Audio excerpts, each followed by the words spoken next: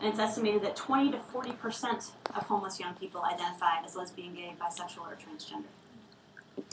LGBT youth who are homeless are more likely to have involvement with the social service system, which is not a surprise. What's interesting is that a third of LGBT youth who are homeless or in the care of social service systems experience a violent physical assault as a consequence of coming out. So as a result of disclosing who they are, 1/3 of young people who are involved with the social services or who are homeless are experiencing physical assault when they disclose their sexual orientation or gender identity. Consequently, LGBT young people and the homeless youth population at large are at higher risk for substance use, mental health issues, self-harm behavior, sexually transmitted diseases, and are at higher rates of physical and sexual exploitation than their heterosexual and non-trans peers. So when we say sexual exploitation, that can come in many forms. We know that gay, lesbian, bisexual, and especially transgender youth are involved in survival sex at much higher rates than their heterosexual and non-trans peers. And what we mean by survival sex is selling their bodies for money, shelter, food. So basic needs, having a place to sleep. And we know also that young people bring in more money when they're engaging in unsafe sexual acts or that they're not using protection. So when faced with how to get through the night or how to get through the next week, they're placing themselves in harm's way in order to survive. Family conflict is the primary cause of homelessness for all youth, both heterosexual and LGBT. But for queer youth, it's often related to their LGBT identity.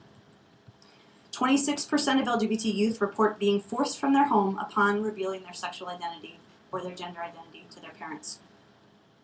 LGBT youth run away from home at higher rates than their heterosexual peers and are more likely to receive social services, including foster care.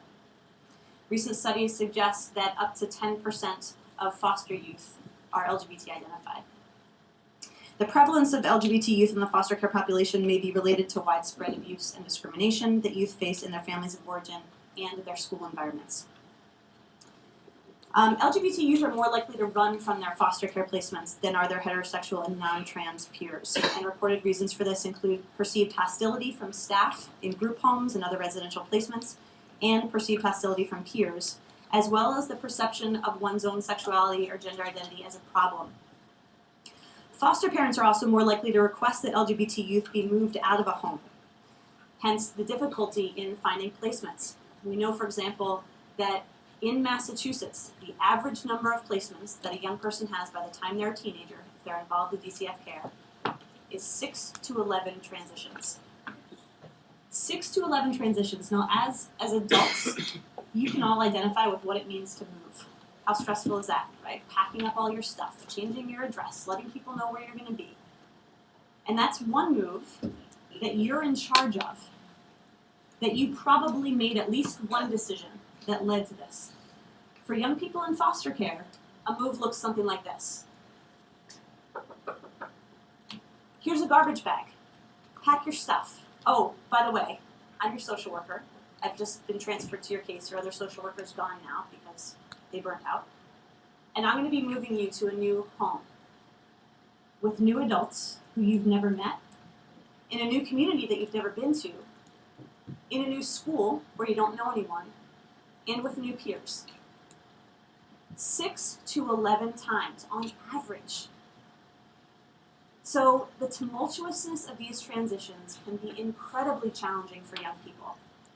And this is on top of an LGBT identity, that LGBT young people are transitioning more often than their heterosexual peers. So that 6 to 11 number is generally for youth in foster care in Massachusetts. You can imagine that when a foster parent says, I don't want that gay kid infecting the other kids in my home, as I heard it in a recent interview, or I don't want that girl having any kind of relationship with my own daughter, said another foster parent. So the perceived influence that LGBT young people can have on other people in the home or in the neighborhood, or that young people in foster homes are forced to go to faith-based communities or reparative therapy with the goal of changing their identity. That when they're in foster care settings, they don't have control over what kind of services are being provided.